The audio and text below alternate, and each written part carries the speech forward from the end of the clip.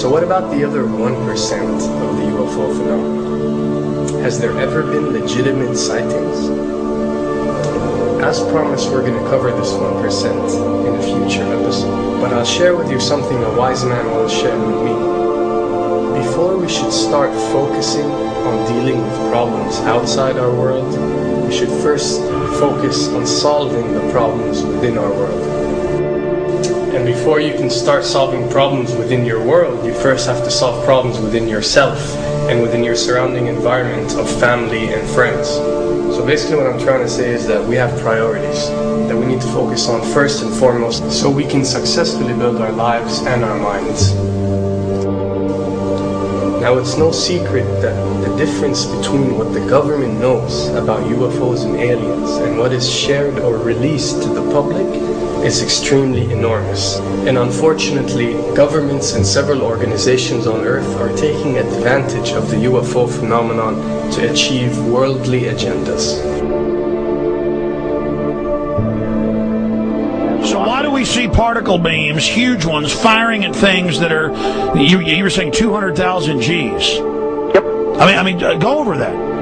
Well, because I think it's part of a test for if there are bad guys out there. Or maybe they're doing preparations for factions. We may be looking at more than one faction.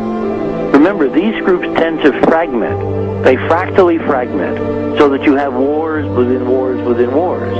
You know, but why would NASA release that footage? Well, remember, you've got all the good guys in NASA, and then you've got a few who are not good guys. The good guys don't know that there's something to keep secret. Remember, the lie's different at every level. They believe the lies they've been told. So when you set up a structure, an institution, which is supposed to be open and above board and is supposed to present live TV of the shuttle missions, they present live TV. Now, the controllers can't say, oh, well, you can broadcast this, but you can't broadcast that. Because the honest guys will then say, sure. Well, why can't we broadcast that? So people always say if this was happening, it would come out, and it is coming out. Well, I mean, I agree with you. When you've got the Catholic Church saying we need to love the aliens, they're our brothers, when you've got every major denomination saying it, when you've got all the movies, and you've got, in the 80s, huge programs at the Olympics with aliens landing, fake aliens, and you've got huge things the size of 3 football fields floating over Dallas, and stuff all over the place. Something's going on, and then I read government documents about fake extraterrestrial landings. Any of this. Why? I mean, you believe it's fake. Remember Operation Northwoods? Yes. Okay. Or we can go to the September 11th. Governments do huge, big things to sway populations at key nodal points in history. They love hoaxes. Yeah, well, it's manufactured history is what it is. We are building, all my UFO friends, I need to shake them because frankly, they're extremely naive, Alex. They really believe we're building toward disclosure. I believe we're building toward a mass, carefully manufactured, fake event where ETs, who are really humans, who are really part of this secret clique, who are probably Nazis, who have developed or perfected their technology from World War II, which is why you've got to get, Joseph on. They are going to basically fake out the world. And there's an incredible window on the Nazi black ops program, the compartmentalized, incredible high-technology efforts that were being funded by the Nazi war machine, particularly toward the end of the war, in a desperate effort to win the war, and they fastened their hopes on several key technologies, some of which appear to be the control of gravity itself, which again is a separate piece of data from my work, which came at this from a hyperdimensional physics perspective. We know there's a lot of suppressed technology. 20 years after the B-2 bomber was already in service, they declassify it. So we have a lot of cases of that. We know there's a whole shadow government. This is technology and physics, Alex, that would make anything you think you know like a candle flame compared to a hydrogen bomb. This is a physics that literally allows you to rearrange time.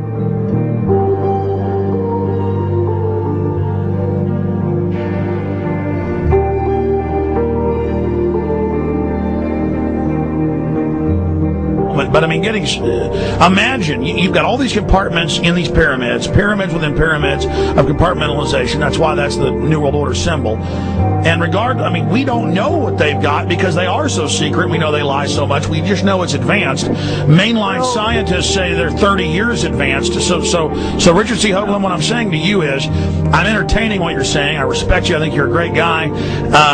My only issue is, like you said, dealing with what we know they could be up to. The fact, Alex, we have done experiments. We have our own data. We have experiments now from the Soviet Union. 30, 40 years when the Iron Curtain came down, when glasnost finally prevailed, a huge amount of stuff was declassified from the KGB as well. And we now have put this data together. We not only know what the physics is, we know what it can do, we know what it's based on, we know how to make it work. We've seen in our own experiments ample evidence. We've seen experiments across the American landscape and even in Europe that vindicate various parts of this. And the latest thing I'm working on, it looks like von Braun himself was deeply involved in some of this early physics experimentation, but they're keeping all the good stuff for themselves. The reason is that if we got access to the good stuff, if we got access to the technologies, the energy, we wouldn't be worried about $4, $5 a gallon gas or $10 a gallon gas. We would live like people are supposed to live, all 6 billion of us who could live lightly on the earth, Alex, with this technology. And live longer. Absolutely, and better, and you could live to 200-300 and have the virility of your 20s and 30s. There's extraordinary medical breakthroughs, there's extraordinary physics breakthroughs, technology breakthroughs, energy. It's all been kept away. Think about it. We're already on a planet hurtling through space, all these wonders around you, and you've been taught it's bizarre to question, and that's because there's so many kooks in the alternative movement who do talk about ridiculous, Hollywood-style green men, instead of really looking at the shadow government and all these crazy secret societies that are admittedly running NASA and the shadow government. Well, ladies and gentlemen, during this talk that I'm going to give you, I'm going to explain to you the history of this phenomenon, who the secret government really is, and I will name them by name, beginning group, the study group. I will tell you who they are today. I'm going to tell you what this is all about. I'm going to tell you who's selling drugs to your children, and I'm going to tell you why the United States government is afraid for you to find out what the truth is regarding UFOs.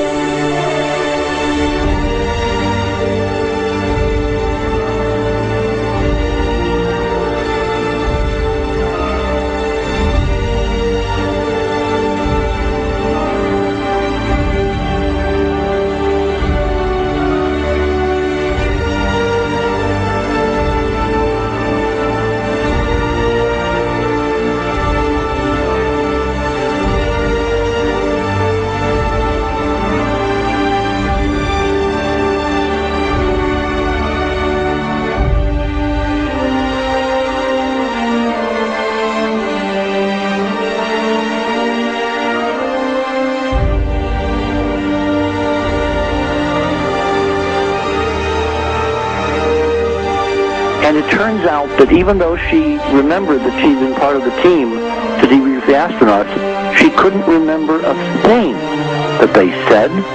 She couldn't remember why she no longer was working with NASA. She couldn't remember. In other words, her memory lapses were enormous, and I don't think they were feigned, because we now found the same pattern in all the flight crews.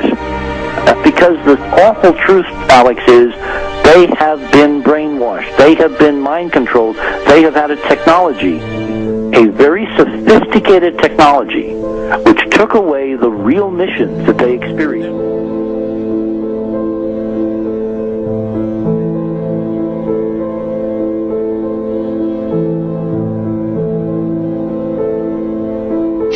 Sorry.